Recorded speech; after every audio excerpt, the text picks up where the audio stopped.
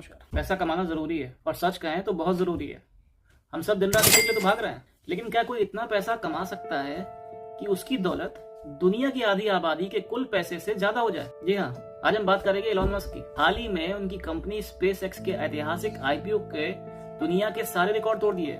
ऐसा public offer था जिसने उनकी नेटवर्थ $1000 बिलियन के पार पहुंचा दी। इस बम्पर धमाके के साथ मस्क आधिकारिक तौर पर दुनिया के सबसे पहले ट्रिलियनियर यानी कि $1000 बिलियन से भी ज्यादा मालिक बन चुके हैं। उनकी कुल संपत्ति 1100 बिलियन डॉलर के पार पहुंच चुकी है। इस दौलत की रफ्तार का अंदाजा इस बात से लगाइए कि मस्क पिछले कुछ समय से हर मिनट यानी कि अगर आपकी घड़ी में 60 सेकंड जैसे ही होते हैं, वो करीब $1 बिलियन यानी करीब 8 करोड़ रुपए के मालिक हो जाते हैं। लेकिन क्या मस्क का ये बढ़ता हुआ साम्राज्य दुनिया के लिए वरदान है या बड़ा खतरा? आइए इन दोनों पहलुओं को समझते हैं। पहले बात करते हैं उनके फेवर की और समझते हैं कि उनकी ताकत कितनी बड़ी है।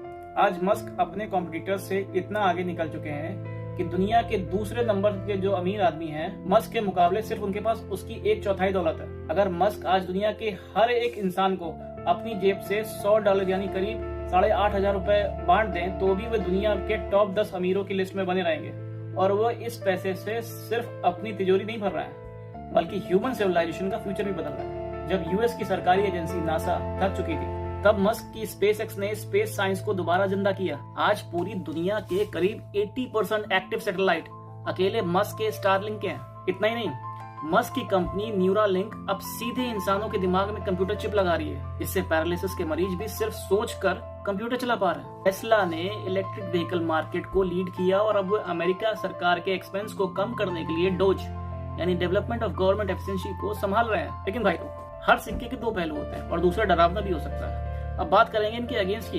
एक इंटरनेशनल रिपोर्ट के मुताबिक एलन मस्क अकेले दुनिया के 46% गरीब आदमी यानी करीब 3.8 अरब लोगों से भी ज्यादा अमीर है। जब बड़े बड़े देश, सरकारें और अरबों लोग एक अकेले बिजनेसमैन से इतने पीछे छूट जाएं, तो मोनोपोली और तानाशाही का खतरा बढ़ जाता है, क्योंकि सारी की सारी पावर एक आदमी के पास पहुंच गई। आज मस्क के पास इतनी वेल्थ और पावर है कि वो दुनिया के किसी भी देश की पॉलिटिक्स को सीधा इन्फ्लुएंस कर सकते हैं और सरकारें बदल सकते हैं, गिरा सकते हैं, बना सकते हैं। जब उन्होंने एक्स ट्विटर को खरीदा तो ये साफ हो गया था कि दुनिया के नैरेटिव इंफॉर्मेशन पर भी उनका पूरा कंट्रोल है। सोचिए, अगर किसी एक प्राइवेट इंडिविजुअल के हाथ में दुनिया का पूरा space network, internet, brain chips, robotics सब कुछ आ जाए, तो क्या कोई गवर्नमेंट उन्हें चैलेंज कर पाएगी? मस्क का ये बढ़ता साम्राज्य दुनिया के बड़े बड़े डेमोक्रेटिक कंट्रीज की सॉवरेनिटी के लिए एक बहुत बड़ा रियलिटी चेक है। तो दोस्तों, एक तरफ है फ्यूचर और दूसरी तरफ है सरकारों को पीछे छोड़ता एक अकेला इंसान जिसके पास अनलिमिटेड कंट्रोल। आपको क्या लगता है एलोन मस्क का इतना बड़ा दुनिया के लिए अकेले जाएगा या एक नए खतरे में अकेले?